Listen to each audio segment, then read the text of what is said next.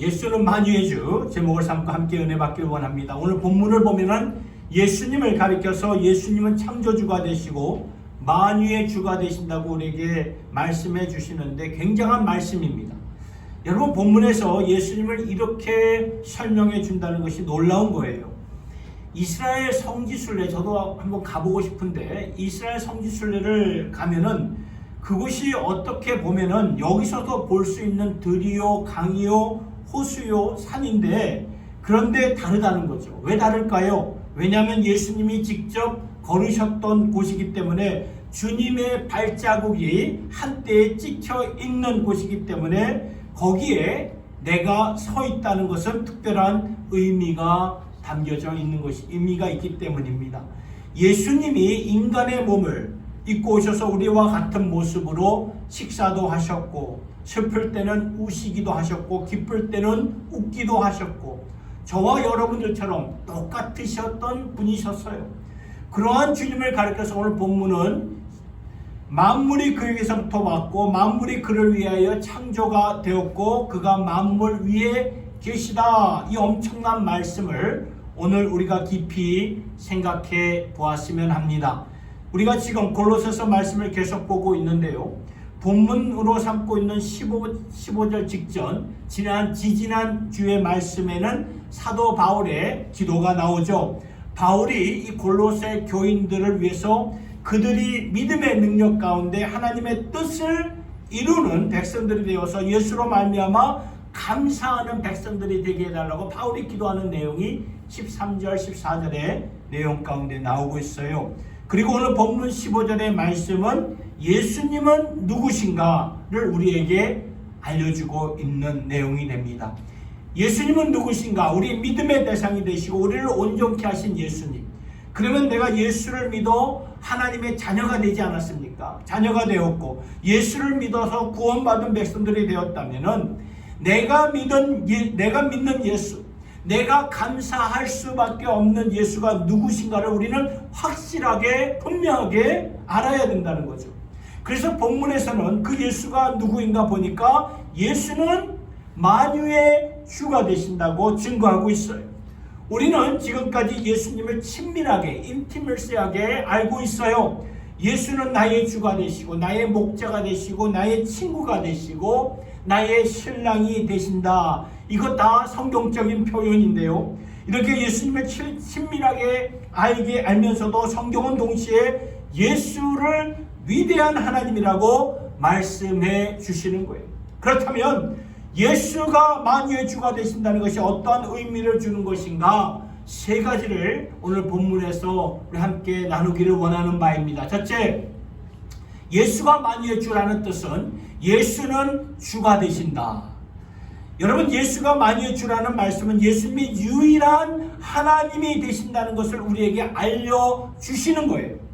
복음서의 말씀을 보면 마태복음, 마가, 누가, 요한복음의 말씀을 보면은 제자들이 예수님이 행하셨던 기적을 연속으로 보았던 적이 있어요. 그게 뭐냐면은 마태복음 14장에서 나오고 마가복음 6장에서 나오고 요한복음 6장에서 나오는 오병이어의 기적이었고 그리고 바로 이어지는 것이 기적이 뭐냐면 예수님이 그 성난 파도와 바람을 잔잔케 하셨던 그러한 두 기적의 역사가 연속으로 나오는 것을 보게 됩니다. 그런데 오병이어는 무엇입니까? 떡 5개와 보리떡 5개와 물고기 2마리로 5,000명을 먹이셨던 기적이 아니었습니까? 성경에는 남자만 5,000명이었다고 말을 하는데 그렇다면은 여자와 아이들까지 합하면 좋게 2만 명은 훨씬 넘었을 것이라는 생각을 하게 됩니다.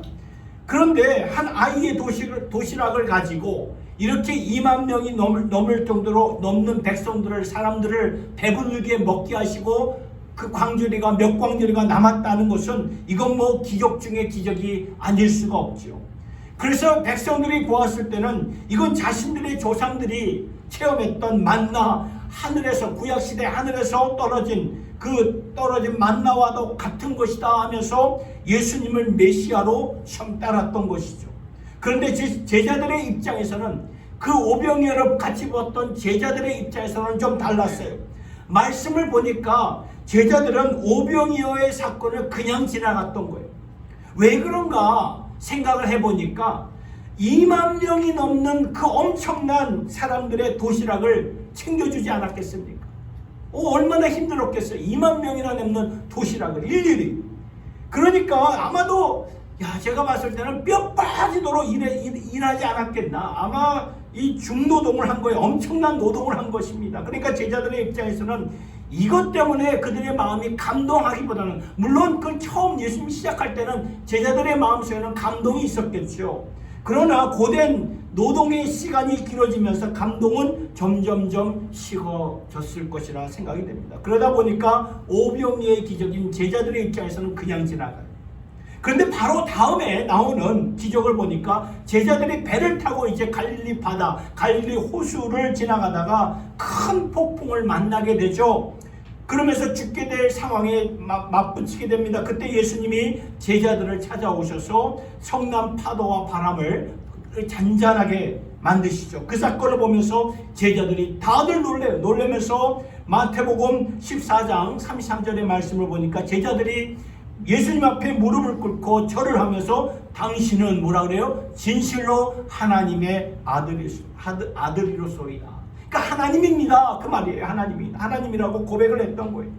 그러니까 제자들의 경우 오병이어의 사건은 그냥 지나갔는데 예수님께서 그 성난 파도와 그 바람과 파도를 잔잔하게 하신 것을 보고는 이것은 하나님만이 하실 수 있는 것이다 하면서 무릎을 꿇었다는 거예요. 저는 여기서 제자들의 모습을 통해서 새로운 영적 좀 깨달음을 보았는데요. 왜 제자들은 성난 파도와 이 바람을 잔잔케 하신 사건을 보면서 예수는 하나님의 아들, 예수는 하나님이다 라고 고백을 했을까요? 여러분, 이스라엘 백성들의 신앙은 무엇입니까? 하나님은 한 분이신데 그들이 믿는 하나님은 어떠한 분이신가? 천지를 창조하신 분이시다.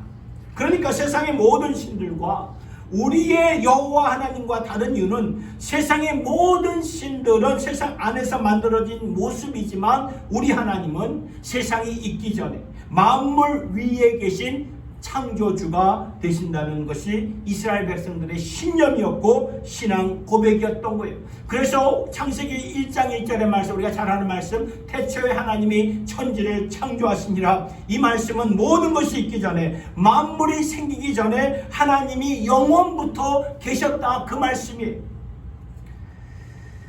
그래, 이것을 토대 삼아 그들이 신앙 고백을 하기 때문에 하나님은 세상에 속한 자가 아니고 세상 밖에 계신 분 창조주라고 이스라엘 백성들은 고백을 하는 거예요. 저들의 철저한 고백을 보게 되는데 시편 96편 5절의 말씀 보세요. 만방의 모든 신은 헛것이요, 그렇죠? 여호와께서는 하늘을 지으셨습니다. 철저한 신앙 고백을 보게 되지 않습니까? 여러분, 저 말씀에서 하나님께서, 여호와께서 하늘을 지으셨다. 저 하늘은 우주 만물을 가리키는 것입니다. 하나님은 우주 만물을 지으신 분이고 만방의 모든 신들은 이 세상 안에서 피조물인 인간들이 만들어낸, 그래서 돌로 만들어낸 형상, 돌로 깎고 나무를 자르고 자신들의 철학과 제도로 만들어낸 신들이라는 거죠. 그래서 제자들의 경우 이 오병이어의 사건을 통해서는 예수님을 위대한 분, 대단한 분 정도로 너무나 육체적으로 힘드니까 그냥 지나갔지만 이러한 성난 파도와 이러한 바람을 잔잔케 하신 예수님을 보고는 이분은 창조주 만유의 주가 되신다 고백을 했던 거예요. 여러분, 성경의 가르침이 하나님은 한 분이신데 삼위일체, 성부, 성자, 성령으로 존재한다고 분명히 말씀하고 있어요. 우리가 이 사도신경 고백할 때도 그게 그대로 나오고 있지 않습니까? 그런데 시편 110편 1절의 말씀을 보면 다윗이 하늘의 환상을 보았는데 거기에 이렇게 나와 있어요. 여호와께서 내 주에게 말씀하시기를, 그러니까 내 주께서 내 주에게 말씀하시기를, 내 하나님이 내 하나님에게 말씀하시기를, 그 말이거든요. 여러분, 유대인들에게 하나님이 한 분이라는 것은 생명과도 같은 신앙 고백인데 지금 저 시편 110편 1절의 말씀은 정말 수수께끼 같은 그런 말씀이에요. 유대인의 그 랍비들도 저 말씀은 어떻게 해석해야 될지 보세요. The Lord say to my Lord. 이걸 어떻게 해석해야 될지 이해를 못하는 거예요. 내 주가 내 주께 말씀하신데, 그래서 성경은 분명히 한 분이신 하나님, 그러나 세 분으로 존재하시는 삼위일체 하나님이 되신다. 사람들은 이해를 못해요. 세상은 우리의 시각으로는 미스터리. 그러나 하나님에게는 미스터리가 아니죠. 우리 하나님은 전지전능하신 하나님. 영원부터 영원까지 홀로 한 분이신 하나님이 세 분으로 존재하는 것은 전지전능하신 분이기 때문에 가능한 거예요. 그래서 본문을 통해서도 만유의 주가 예수 그리스도가 되시기 때문에 그분은 창조주 하나님이 되신다는 것을 증거하는 것이에요. 그래서 오늘 15절의 말씀을 보니까 그는 보이지 아니하시는 하나님의 형상이요 모든 창조물보다 먼저 나신 자니, 이 말은 곧 하나님 자신이라는 그런 말씀이고, 모든 피조물보다 먼저 나셔서 아버지께로부터 나신 성자 하나님, 영원 전부터 계신 우리 하나님이 되신다, 그 말씀이라는 것입니다. 그렇다면 우리가 이것을 고백하고 이것을 믿는다면은 이러한 예수 그리스도가 우리의 주가 되시고 그 예수가 하나님이시라면은 예수의 이름에는 뭐가 있습니까? 능력이 있다는 거예요. 엄청난 파워의 능력. 그래서 예수를 믿는 자들은 죽어도 살겠고 무릇 살아서 믿는 자들은 영원히 죽지 아니하는 능력이 있다는 것입니다. 두 번째, 예수가 만유의 주라는 뜻은 만물을 통치하는 주라는 거예요. 만물을 통치하는 주. 오늘 본문 16절을 보면은 이렇게 나와 있어요. 만물이 그에게 창조되네. 하늘과 땅에서 보이는 것들과 보이지 않는 것들, 혹은 보좌들이나 주관자들이나 정사자들이나 권세들이나 만물이 다 그로 말미암아 그를 위하여 창조되었다. 여러분, 이 말씀을 보니까 모든 상황을 통치하시는 분이 하늘에 계신 우리 하나님 여호와 아버지가 되심을 확실하게 믿게 된다는 거예요. 그렇다면 우리가 지금 두고 온 대한민국의 역사를 주관하는 것이 누구십니까? 우리 하나님 아버지, 하늘에 계신 우리 아버지라는 거예요. 백악관이 아닙니다. 베이징이 아니고 평양이 아니고 청와대가 아니라는 거예요. 이사야 6장 보면은 이사야 선지자가 보았던 환상이 나오는데, 그 배경을 보니까 나라가 힘들고 이제 우시아 왕이 죽었을 때 이사야 선지자가 걱정이 되는 거예요. 이제 이 나라는 어떻게 되는 것이며 우리 민족은 어떻게 되는 것일까? 너무나 마음이 아파서 이사야 선지자가 이제 성전에 들어가서 하나님 앞에 기도하는 가운데 기도하는 가운데 환상이 보여지는 거예요. 하늘 문이 열리고 하늘의 환상이 보여지는 가운데 보좌에 앉으신 하나님이 계시고 스랍들이, 천군 천사들이 찬송을 하면서 그 하나님의 영광이 온 땅에 충만함을 이사야 선지자가 보았던 것입니다. 그렇다면 오늘날도 이렇게 보면 세계 주요 뉴스, CNN이나 BBC나 박스 같은 뉴스를 보면 매일같이 보도되는 내용이 뭔지 아십니까? 한반도, 지금 이 남북한의 그 한반도의 정황을 매일같이 보도하고 있어요. 왜냐하면은 그 세계가 주목하는 거예요. 오늘날 이 에티오피아, 지난주에도 에티오피아에서 내전으로 그냥 그런 나라가 막 숙대밭이 있고, 아프가니스탄에서는 이 탈레반 정권으로 인해서 참 나라가 힘들어지고, 미얀마에서는 군부 정권으로 힘들어하는 그러한 가운데 있지만, 한반도는 남한과 북한, 거기에는 한반도에서는 핵폭탄이 터질 수 있기 때문에 그래서 세상이 주목하고 가슴을 졸이고 있는 거예요. 그러한 이유 때문에 우리가 주님 앞에 주님의 이름으로 기도할 때 남한의 다음 세대와 이 북한의 다음 세대를 일으켜 주시고 치유하시고 그들이 이제 새롭게 되어서 통일, 복음, 코리아를 이루어나갈 수 있는 새로운 그러한 세대가 되게 해달라고 기도하는 것입니다. 이것은 오직 믿음으로만 가능하신 거죠. 통치하시는 분이 우리 하나님이심을 믿기 때문에 이러한 기도가 나옵니다. 여러분, 오늘날 지상에서 기독교인들이 가장 많이 살고 있는 나라가 어디인 줄 아십니까? 이 지구상에서 가장 많은 기독교인이 살고 있는 나라는 중국입니다. 중국. 10% 미만의 크리스찬 인구가 있다고 하지만 인구가 얼마나 많아요, 중국에. 그러니까 10% 미만이라도 세계에서 제일 많은 그러한 크리스찬 나라가 된 것인데 참 놀라운 일이 아닐 수가 없죠. 제가 어렸을 때만 해도 중국은 중공이었어요. 중공. 여러분 그렇게 우리가 다 이렇게 불렀잖아요. 중공이라고. 중공이라는 나라에 제대로 예수 믿는 교회가 하나라도 있을까? 우리에게는 그러한 의문이 있지 않았습니까? 그런데 오늘날 기독교 인구가 제일 많은 나라가 되었어요. 이것이 어찌된 일이고 어떻게 된 것일까요? 중국 교계의 지도자들은 하나같이 말하기를 문화 대혁명 때문이라고 말하는 거예요. 문화 대혁명은 대량 사람을 그냥 죽이는 거예요. 대량 숙청을 정당화하겠다는 그런 정책인데 1960년도에 마오쩌둥이 문화혁명을 일으켰을 때 그들이 가졌던 전략 중에 하나가 기독교를 말살시켜야 되겠다 하는 정책, 무서운 정책이었죠. 마치 그 에스더서에 나오는 하만이라는 자가 그 유대인을 완전히 몰살하겠다는 그런 정책과도 같은 것이었죠. 기독교가 안 없어지니까, 아무리 핍박을 해도 기독교가 안 없어지니까 문화혁명을 통해서 완전히 없애버리겠다. 그래서 문화혁명 때 수많은 목사님과 전도사님과 장로님들이 감옥에 들어갔고 사형당했던 엄청난 대환란과 핍박이, 여러분 유튜브에 그 구글에 가서 찾아보세요. 문화 대혁명 참은 거기에 대한 핍박받은 사진들이 쫙 나오는데 참 비참해요. 그러나 문화혁명으로 인해 반전이 되었는데 네 가지가 있었어요. 첫째는 그때 모든 선교사님, 중국 땅에 있던 모든 선교사님 다 추방을 당했어요. 선교사님들이 추방을 당하면서 어디로 갔겠습니까? 중국 선교를 위해서 헌신하셨던 분들이 다시 자기의 모국으로 돌아갈 수는 없고, 그래서 다른 나라, 그 인접 국가에 살고 있는 중국인들을 찾아가 그들에게 복음을 전하면서, 그래서 오늘날 이 말레이시아나 인도네시아를 가보면 절대 다수가 그 나라의 종교가 무슬림이지만 거기에 주님의 교회, 큰 교회들이 견고하게 여기저기 세워져 있는 것을 보게 됩니다. 거의 다 중국 계통의 이 크리스천들이라는 거죠. 문화혁명 때 선교사님들이 그쪽으로 가서 복음을 전해서 일어난 일들이에요. 그래서 타국에서 예수를 믿은 중국인들이 거기서 선교 지원금을 마련해가지고 중국의 그 지하교회에 1970년대, 80년대부터 후원했는데 굉장한 큰 역할을 했다는 것이죠. 두 번째, 도시의 그 문화혁명으로 인해서 도시에 몰려있던 교회가 지방으로 다 뿔뿔이 흩어졌다는 거예요. 왜냐하면 정부의 통제가 도시에 교회가 도시에 있었을 때는 정부의 통제가 가능했는데, 근데 도시에서 시골로 흩어지니까, 중국의 땅이 얼마나 큽니까? 그게 시골로 흩어지니까 통제가 불가능해지면서 지하교회가 구름대처럼 생기기 시작했던 거죠.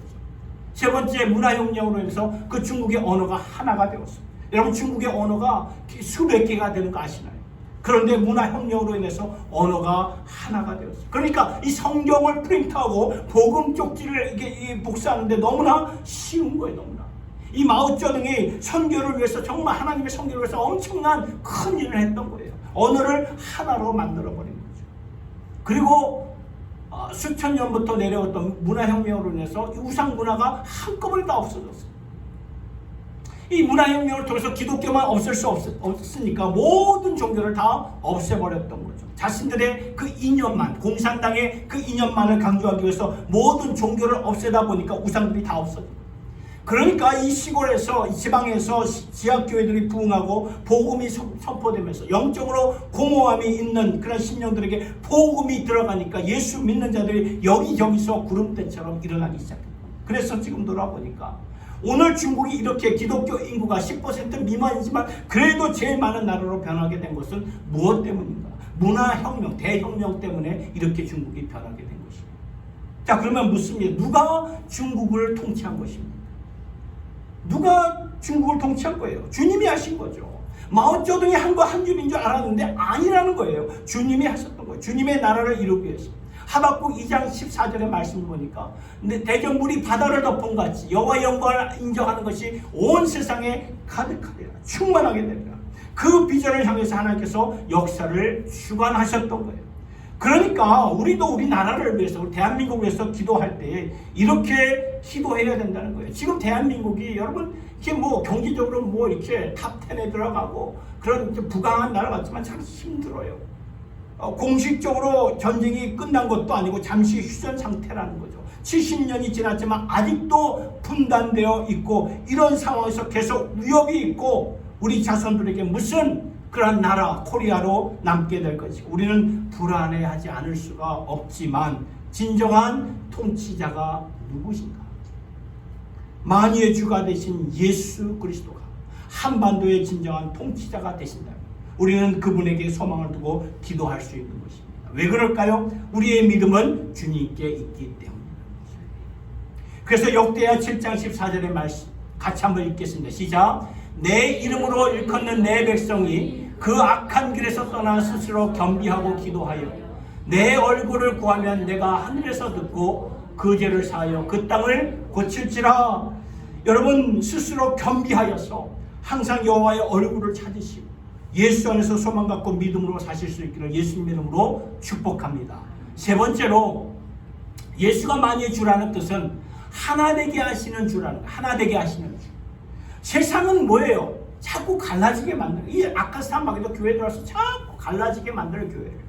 갈라질 수만, 죄의 결과는 갈라지는 거예요. 그래서 세상 어느 나라를 보아도 어느 당이 정권을 잡으면 그 정권 잡을 때까지 같이 가다가도 꼭 그 안에서 나눠지는 것을 보게 되지 않습니까? 나눠줘야 자신들의 파워, 자신들의 그 힘이 생기기 때문에. 이 세상의 모든 구조가 그래요. 이것이 아픔이죠. 그런데 예수님이 우리의 만유의 주가 되신다는 것은 오늘 본문 17절의 말씀을 보니까 또한 그가 만물보다 먼저 계시고 만물이 그 안에 함께 섰느니라. 예수님이 그 자리에 안 계신 모든 것이 무너질 수밖에 없지만 예수로 말미암아 모든 것이 서 있게 된다는 말씀인데, 저 말씀은 뭐냐? 하나 되게 하신다. 그 말씀이 하나 되게 하신다. 그래서 골로새서 3장 10절과 11절의 말씀을 보세요. 새 사람을 입었으니 이는 자기를 창조하신 자의 형상을 쫓아 지식에까지 새롭게 하심을 받는 자니라. 거기는 헬라인과 유대인이나 할레랑과 무할레당이나 야인이나 스구디아니나 종이나 자유인이나 분별이 있을 수 없나니 오직 그리스도는 만유요 만유 안에 계시느니라. 저 말씀 가운데 헬라인이나 유대인이나 인종차별이 없다는 그 말씀이에요. 헬라파나 무할라파나 종교적인 규례에 따라 차별이 없다는 말씀이죠. 야인이나 스구디안이나 문화에 따라 차별이 없다는 말이에요. 종이나 자유인이나 사회적 등급에 따라 차별이 없다는 그 말씀이에요. 이것은 예수님이 하신 일이에요. 세상은 갈라지고 나뉘어져 있는데 그 위에 계신 만유의 주가 예수 그리스도시라면 우리가 예수 안에서 하나가 된다는 그 말씀입니다.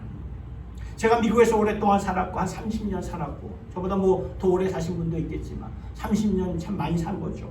그리고 자랐고 사역을 했는데 현지 동포들에게 물어보면은 이 흑인과 한인들의 갈등은 참 여전히 지금도 풀기 힘든 갈등이다라고 말을 하는 것을 듣게 됩니다. LA, 제가 뉴욕에서 살았고 LA에서 살았고 또 플로리다에서 살았지만 제가 가는 곳마다 참 흑인이 참 많았는데 이 트라이스트에 보니까 이 흑인을 찾아보기가 참 어렵더라고요. 그런데 한인들이 많이 사는 이 뉴욕이나 아틀란타나 시카고나 LA나 이 휴스턴에 가보면 흑인들이 굉장히 많은데 한인들과 흑인들의 갈등이 왜 있는가 좀 보니까, 왜냐하면 도시에서 한인들이 스몰 비즈니스를 하잖아요. 그 스몰 비즈니스 때 백인 동네에 들어가서 비즈니스를 열기가 참 어려워요.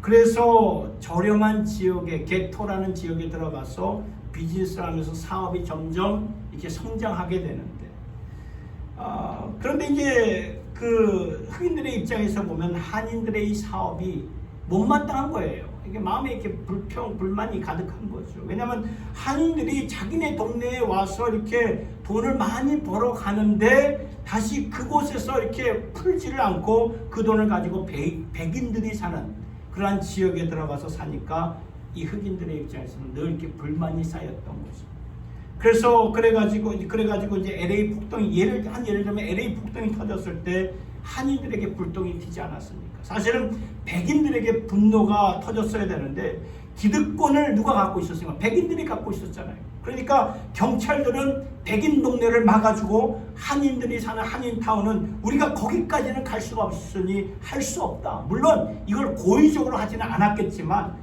할 수 없다고, 우리는 거기까지 이렇게 보호할 수 없다고 손을 놓아버리니까 한인타운이 불바다가 되지 않았습니다. 그래서 한인 갈등은 여전히 있었는데 지금도 있는데, 그런데 교회는 달랐다는 거예요. 예수 안에서 한 형제가 되니까 흑인 목사님들이 한인교회에 가서 말씀을 전하고, 이 한인 목사님이 흑인교회에 가서 말씀을 전하고, 그리고 함께 친교를 나누는 거죠. 그러니까 이 교포사에서 있을 수 없는 일들이 교회에서는 이렇게 갈등이 아니라 이게 하나가 되는 그러한 모습을 보는데, 이것이 바로 십자가의 영광이라는 거죠. 십자가로 하나가 된다는 거죠. 예수의 한 피 받은 몸으로 하나가 되는 거죠. 오늘날 우리나라를 보아도 지역적인 아픔이 있죠. 뭐 전라도와 경상도의 아픔, 약화되었다고 하지만 아직까지도 있죠. 그리고 역사의 흔적이 남아있어요. 남북 간의 아픔이 있죠. 그래서 탈북민들이 이 대한민국에 이렇게 탈북해서 여기서 산다는 게 너무 힘듭니다 라고 말하는 것을 보게 됩니다. 왜냐하면 알게 모르게 차별하는 것이 보여지기 때문에 그래요. 그러나 교회만큼은 다르죠. 당신은 예수 안에서 나의 형제, 나의 아버지, 나의 어머니, 나의 친구, 동생, 내 자녀, 예수 안에서 이게 가능해지는 거예요. 이게 십자가의 영광이죠. 세상에서는 불가능한 거예요. 그러나 만유의 주가 되신 예수님께서 통치하시면 하나가 되는 역사가 일어나는 것입니다. 여러분, 예수님께서 이 세상을 떠나시기 전에, 이제 하늘로 승천하시기 전에 우리를 위해서 기도하실 때 한 가지를 위해서 기도하신 것을 여러분 아시나요? 요한복음 17장을 보니까 우리의 하나됨을 위해서 예수님이 기도하셨어요. 예수님이 사랑하시던 그 제자들을 이 세상에 놔두시고 이제 가셔야 되는데, 이들을 위해서, 제자들을 위해서 기도할 내용이 얼마나 많으셨겠어요. 그런데 예수님은 한 가지를 위해서 기도하셨어요. 이 제자들이 하나가 되게 해달라. 왜 그러셨을까요? 예수님께서는 하나님 나라의 영광은 한 가지였어요. 연합이에요. 연합. 하나님 나라의 영광은 연합이다. 하나 됩니다. 이것을 아셨기 때문에 한 가지를 위해서 기도하셨고, 특별히 요한복음 17장 22절의 말씀, 내게 주신 영광을 내가 저희에게 주었사오니, 저희 제자들에게 주었으니 이는 우리가 하나 된 것 같이 저희도 하나 되게 하려 하십니다. 여러분, 이 말씀을 잘 보면 우리가 하나 될 때 무슨 영광이 비춰질까요? 예수님의 영광이 비춰집니다. 우리가 하나 되지 못할 때 예수님의 영광이 가려지는 거죠. 가려지는 거예요. 그래서 예수님이 이것을 위해서 기도하셨던 거예요. 그렇다면 오늘 우리는 예수 안에서 하나 되는 것을 힘써 지키고 있는 것 스스로 자문해 보아야 되는 거예요. 예수님의 영광을 내가 가리우지 않고 그 영광 가운데 그 영광을 세상에 비추게 하는 길은 연합됨으로, 하나됨으로만 비춰진다고 예수님께서 말씀하셨는데, 여러분, 성숙한 성도는 하나됨을 지키는 성도가 됩니다. 그래서 미숙한 성도가 되지 마시고 성숙한 성도가 되시기를 예수님의 이름으로 축복합니다. 하나님의 영광은 주의 백성들인 우리가 한 영으로 예배드릴 때, 우리들에게는 영이 있는 존재, 영적인 존재이기 때문에, 영으로 느끼는 바가 있기 때문에 하나 되어서 우리가 예배드릴 때 하나님의 영광을 우리가 체험하게 된다는 것입니다. 말씀을 맺습니다. 사랑하는 성도 여러분, 만유의 주가 되시는 예수님은 하나님이 되십니다. 그분의 이름으로 기도한다는 것은 능력이에요. 만유의 주가 되시는 예수님은 모든 것을 통치하시는 분이 되십니다. 그래서 아픔을 뛰어넘어 통치하시는 주님을 바라보면서 우리는 소망을 붙잡을 수가 있죠.